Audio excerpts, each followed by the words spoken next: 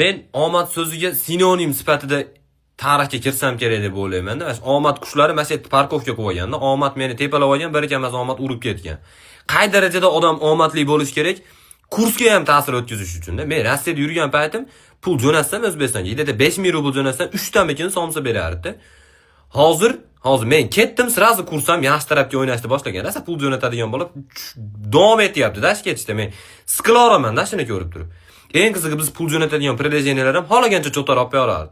Pul qachon boradi aytish yo'q, uka, borganda bilasan deb turaverardi. Hozir mana prilejeniylar ham chiqdi. Anzirpay degan prilejeniya chiqdi. Hamma sertifikatlari bor ekan. O'zbekistondagi Humo, Uzcard, Visa kartalariga pul tashlasangiz bo'lar ekan Rossiyadan. Xohlasangiz naqd pul holatda tashlaysiz ekan. Eng qizig'i shuni prilejeniyani ustanobga qilsangiz 400 rubl sizga bonus berar ekan. 400 rubl prosta berar ekan. Biz pul tashlash uchun 400 rubl berardi, ya'ni pul tashlab beradigan odam. Ishonasizlarmi? Men omadliman-da.